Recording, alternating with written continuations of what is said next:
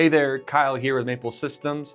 Today, I'm going to be showing you one of our largest capacitive touchscreen HMIs, the cMT2166X. Let's take a look. Okay, let's open the box. And the first thing you'll see is the warranty and the installation guide for the HMI. Put those aside, and then next is the HMI. Let's remove the foam wrapping.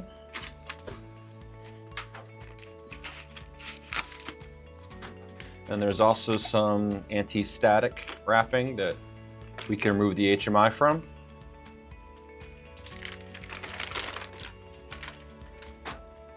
And then here is the HMI.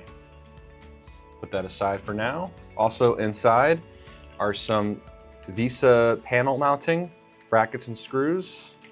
Okay, here is the HMI. I'll flip it to the back and you'll see that there is one RJ45 LAN port.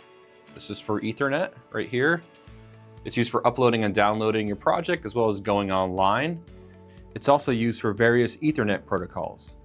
Next to that is a 2.0 USB port used for uploading and downloading your project, as well as it's used for extended memory. Then next to that, you'll see CON A and CON B. Those are DE9 serial ports. That is for RS-232 and RS-485 2 or 4 wire connection. It's also used for various serial protocols. And then lastly is a green power connector for your 24-volt DC power supply. Okay, here is the cMT2166X. It is a 15.6-inch capacitive 1920 by 1080 resolution touchscreen, and it has a plastic front bezel and aluminum back, so it's very lightweight. So now what I want to show you is how you would power on this HMI. So I have my power connector over here. I'm going to connect it to the back of the HMI. Just like that, and I'm going to turn on the power supply. Okay, and the first thing you'll see is the cMT series logo, and then the demo project will load onto the HMI. Okay, here is a demo project, and I have VNC viewer open in the larger window in the HMI in the bottom left corner. So I'm going to walk you through some of the demo features, and then also I'm going to walk you through some of the HMI system settings. So first, let's just click on switches and lamps. Now I am wearing gloves for the capacitive screen so I don't leave fingerprints. So click on switches and lamps. And you can turn on some bits here. You can do toggles, also on the bottom here. So that's some of the features in switches and lamps. Let's go back home. Trend display, here's a simulated trend display. Let's go back home. Meters and bar graphs. Let's go to alarm, and there's some simulated alarms. So now I want to walk you through some of the system settings on your HMI. So in the top left corner, there is a circular button. Just click this to open up your system settings. And here is some of the information. Now to access a lot of the system settings, you need to enter an admin password, which is 6 ones. So right here in the lock icon, click that.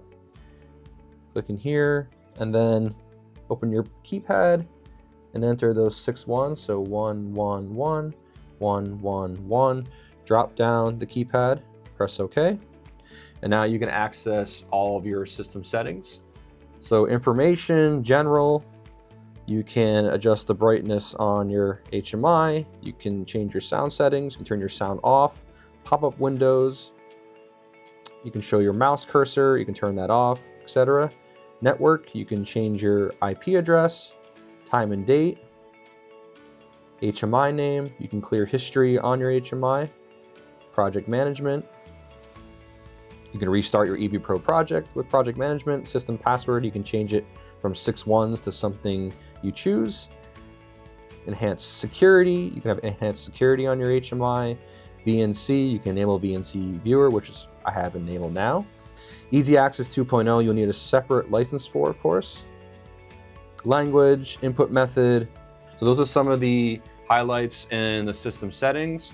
Now I want to show you how you would download a project to your HMI. So let's go into EBPro and we'll download a project. Okay, I am in EBPro now, and the first thing I want to show you is that there are over 400 communication protocol drivers that you could connect to in EBPro. So to do that, go to your Home tab, System Parameters, New Device,